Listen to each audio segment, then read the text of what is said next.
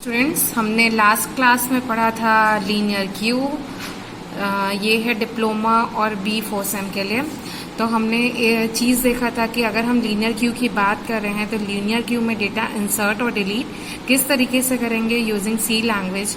हम लैब वाला पार्ट कर रहे हैं। तो आज हम देख रहे हैं वो है आपका सर्कुलर क्यू। सर्कुलर क्यू और लीनियर क्यू में बेसिक डिफरेंस क्या है, एक चीज़ हमको ये जानना ज़रूरी है। एक्चुअली क्या होता है कि लीनियर क्यू पे आप हमेशा सिर्फ एक टाइम पे अगर डेटा इंसर्ट कर रहे हो, ओके, डेटा इंसर्ट करके डिलीट करने के बाद जो स्पेस वहाँ पे रखा हुआ है आप उसको वापस से रीयूटिलाइज नहीं कर सकते। सपोज मेरे पास एक क्यू है, उसकी लेंथ है आपके पास सपोज 10 है, ओके।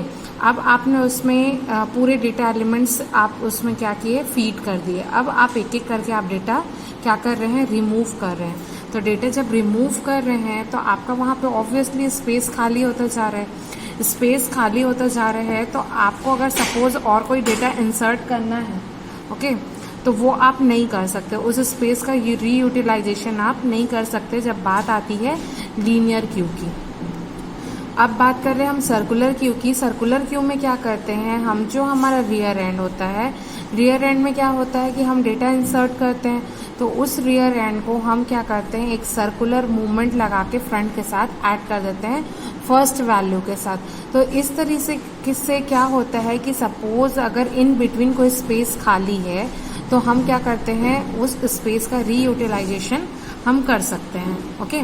तो सर्कुलर क्यू पे क्या होता है कि जो लीनियर क्यू पे स्पेस हम जो ऑलरेडी ईजिली अवेलेबल है, जिसका हम रीयूटिलाइजेशन नहीं कर सकते थे, वो स्पेस ऐसी अवेलेबल रहता था और चला जाता था।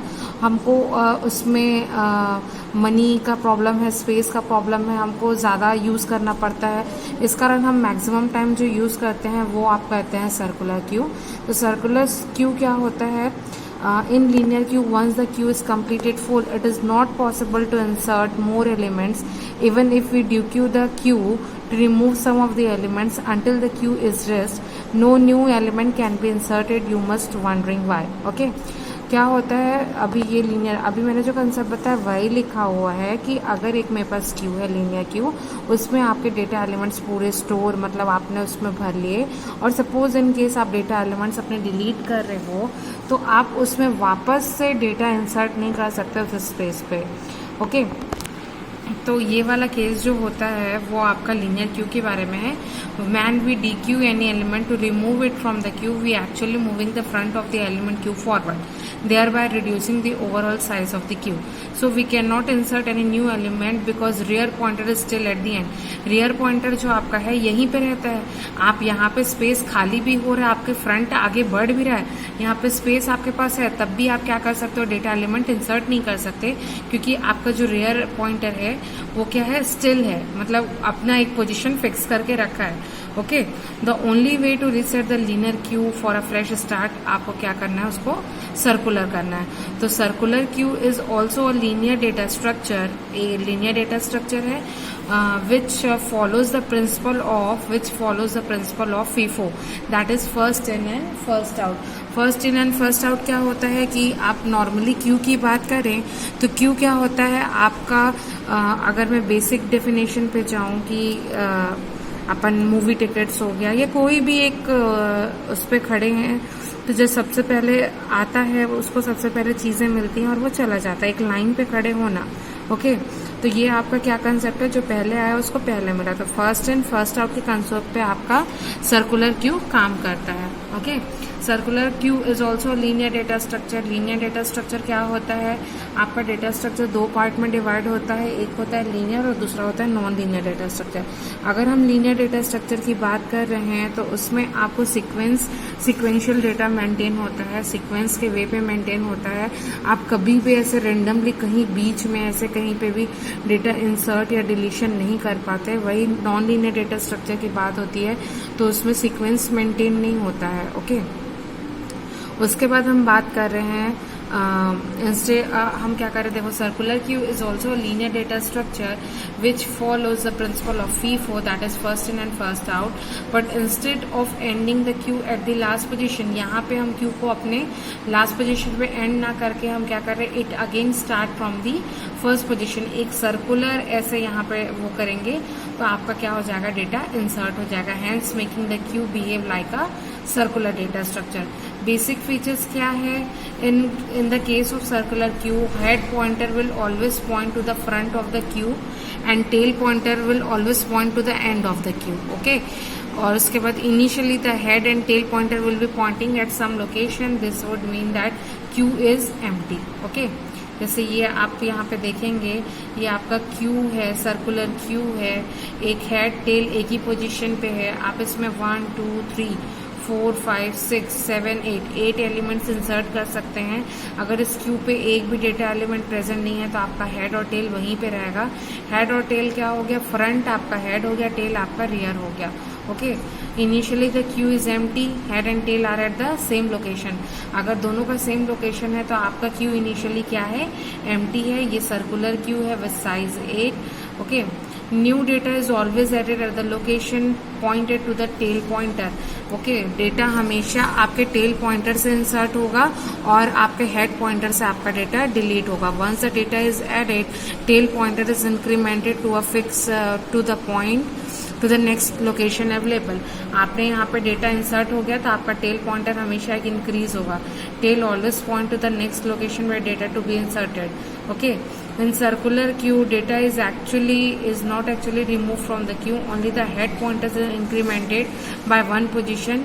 और DQ करते हैं तो उसमें भी आपका जो क्या होता है, हेड पॉइंटर क्या होता है, एक एग्जीक्यूट होता है, एक इंक्रीज होता है। As the queue data is only the data between head and tail, hence the data left outside is not a part of the queue any more, hence removed, okay. यहाँ पे देखिए D1 although holds the same position but it is not considered to be in the queue anymore, हमने उसको delete कर दिया। तो अभी आपका हेड क्या है, D2 पे है, queue is only between head and tail, hence D2 D3 and D4, यहाँ तक के आपका डेटा रहेगा। The head and tail pointer will get reinitialise to 0 every time they reach to the end of the queue. Head और tail की value location reinitialise होती है 0 और 1 से, जब वो क्या हो जाते हैं, they reach to the end of the queue. Also, the head and tail pointers can cross each other. In other words, head pointer can be greater than the tail. Sounds odd. This happens when DQ the Q couple of times, है ना। ऐसे हो जाता है कि हमारा head और tell क्या है, वैल्यू अलग अलग इंक्रीज हो जाती है ना। अब जैसे आप डेटा इंक्रीज कर रहे हो, डिलीट कर रहे हो, इंसर्ट कर रहे हो, तो आपका पोजीशन वैल्यू क्या रहेगा, चेंज होते रहेगा। In such situation the value of head pointer will be greater than the tail pointer, okay. और गोइंग राउंड एंड राउंड, आपको हमेशा एक राउंड मेंटेन करना है, मैक्स साइज डिफाइन करना है। एप्लीकेशन क्या हो जाएगा, इसका एप्लीकेशन होगा कि ट्रैफिक सिग्नल सिस्टम पे आप इसको यूज़ कर सकते हो। कॉमन रियल एग्जाम्पल है computer control traffic signal system use circular queue, CPU scheduling, memory management, okay. Implementation अगर हम देखें तो क्या करना है, सबसे पहले हमको क्यू लेना है विद साइज, उसका डिफाइन करना है मैक्स साइज और हेड और टेल। इसको हम अलग अलग वर्ड भी यूज़ कर सकते हैं, front and rear, NQ and DQ आपका ये रहेगा। NQ हो रहा है, NQ ऑपरेशन मतलब डेटा इंसर्ट करना, ओके। तो check if the number of elements is equal to max size -1, क्या आपके नंबर, आपको क्यू चेक करना पड़ेगा क्या वहाँ पे स्पेस अवेलेबल है या नहीं है।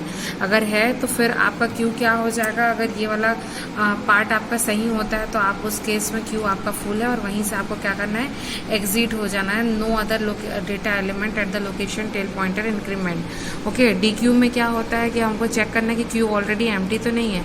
If the number of elements in Q is 0 तो आपका क्यू एम्प्टी है और आप वहाँ पे पहले पॉइंट पे, हेडर पॉइंट पे अपना डेटा इंसर्ट कर सकते हो। फिर साइज आप हेड एंड टेल के हिसाब से साइज कर सकते हो। अब हम इसको इम्प्लीमेंट करते हैं C लैंग्वेज पे, चलिए उसको देखते हैं। तो सबसे पहले यहाँ पे देखिए आपके दो हेडर फंक्शंस हैं, दैट आर हेडर फाइल्स हैं। Hash include stdios that is standard input output library functions है, और दूसरा है std स्टैंडर्ड लाइब्रेरी, है ना। इसके अंदर क्या होता है, ये जो हम मेन लिखते हैं या प्रिंट एफ लिखते हैं या हम लूपिंग स्टेटमेंट रहते हैं, ये सारे चीज़ इसके लाइब्रेरी फंक्शंस के अंदर इनबिल्ट रहते हैं। कंपाइलर का काम है, कंपाइलर इन्हीं हेडर फाइल से पूरे डेटा को कंपाइल करता है। उसके बाद हमने मैक्स साइज, अपने एरे का साइज, हमने क्यू का साइज यहाँ पे फिक्स किया हुआ है, दैट इज आपका 5 है। हम 5 से ज़्यादा डेटा इंसर्ट नहीं कर सकते। उसके बाद हमने एक सर्कुलर क्यू लिया है मैक्स साइज में, फ्रंट की वैल्यू -1, रियर की वैल्यू अभी -1 पुट किया है।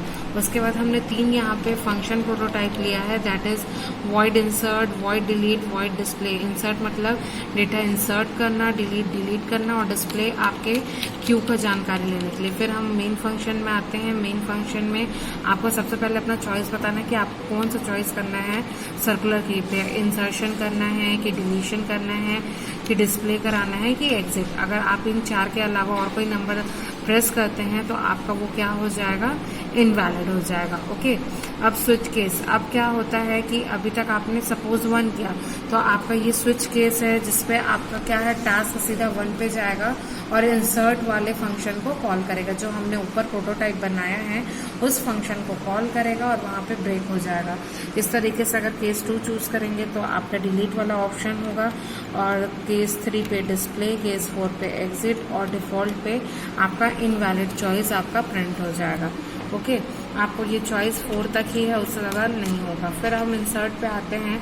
इंसर्ट पे क्या हो रहा है, आपको यहाँ पे इंसर्ट आइटम है ना, आइटम। अब यहाँ पे आपको चेक करना है कि आपका जो क्यू है वो ऑलरेडी फुल तो नहीं है। अगर फुल रहेगा तो उस केस में क्या हो जाएगा, आपका ओवरफ्लो प्रिंट हो जाएगा। तो हम चेक करेंगे कि front is equal to rear +1 है क्या। अगर मैक्सिमम साइज जो है उसका अगर वो है, फ्रंट में भी वैल्यू है, रियर +1 भी कर रहे हैं तो वो भी वैल्यू है, मतलब आपके पास स्पेस अवेलेबल नहीं है वहाँ पे ओवरफ्लो। अगर ऐसा नहीं है तो आप पर्टिकुलर जिस जगह पे आपको डेटा इंसर्ट करना है वहाँ इंसर्ट करेंगे, और रियर की वैल्यू आपकी क्या हो जाएगी, इंक्रीज 1 हो जाएगी। और अगर फ्रंट और रियर की वैल्यू -1 दिया हुआ है, मतलब एक भी एलिमेंट नहीं है, तो वहाँ पे आपका वो हो जाएगा। अब डिलीट करने की बात आ रही है। डिलीट में क्या होता है, अंडरफ्लो का कंसेप्ट है। अगर फ्रंट -1 पे है, मतलब एक भी आइटम प्रेजेंट नहीं है, तो वहाँ पे आपका क्या हो जाएगा, अंडरफ्लो। और अगर पर्टिकुलर आपको डेटा इंसर्ट करना रहेगा तो फ्रंट और रियर अगर इक्वल है, मतलब वहाँ पे आपका एक ही एलिमेंट दोनों का आपका पोजीशन वो हो जाएगा और ये इंक्रीज होता जाएगा। डिस्प्ले आपका पर्टिकुलर आपका डेटा एलिमेंट, आप जो भी ऑपरेशन कर रहे हो उसको डिस्प्ले कराने के लिए ये लगाया गया है। आइए चलो इसको रन करते हैं। ये हमारा आया सक्सेस। ओके, अब यहाँ पे देखिए enter circular queue operation choice. Okay, suppose मैं यहाँ 1 कर रही हूँ इंसर्ट के लिए, सॉरी।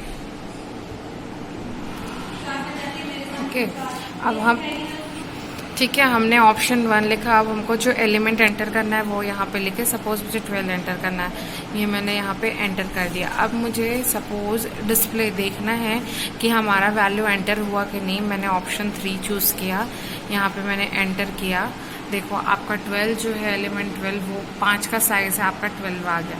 अब इसके बाद अगेन हम क्या करना चाह रहे हैं, इंसर्ट करना चाह रहे हैं। हम यहाँ पे इंसर्ट किए। अब वो बोल रहा है कि कौन सा एलिमेंट इंसर्ट करना है, सपोज 23 करना है। ओके, अब ये हो गया। अब मैं अगेन डिस्प्ले में देखूंगी कि मेरा एलिमेंट इंसर्ट हुआ कि नहीं। ये देखो, the element in the queue that are inserted are 12 and 23। अब हम क्या करते हैं कि हमको सपोज कोई एलिमेंट डिलीट करना है। ओके, मैं ऑप्शन क्या चूज करूंगी उसके लिए, 2। ये मैंने 2 चूज किया। ओके, आपका जो पहला एलिमेंट है वो डिलीट हो गया 12। हमने पहले 12 डाला था, फिर 23 था। अब मैं देखती हूँ, डिस्प्ले करती हूँ कि अब मेरे क्यू पे कितना एलिमेंट प्रेजेंट है, दैट इज 23। ओके, फिर हम इंसर्ट करते हैं 4 3 डिस्प्ले कराती हूँ। तो देखो अब हमारे पास क्यू में एलिमेंट जो है वो 12 तो डिलीट हो गया। अब जो हमारे पास बचा है वो है आपका 23 और 4। ओके, अब हमको सपोज फिर से हमको एलिमेंट डिलीट करना है 2, 23 आपका डिलीट हो गया, फिर से मुझे डिलीट करना है। नहीं, अभी हम क्या करते हैं, डिस्प्ले कराते हैं। अब यहाँ पे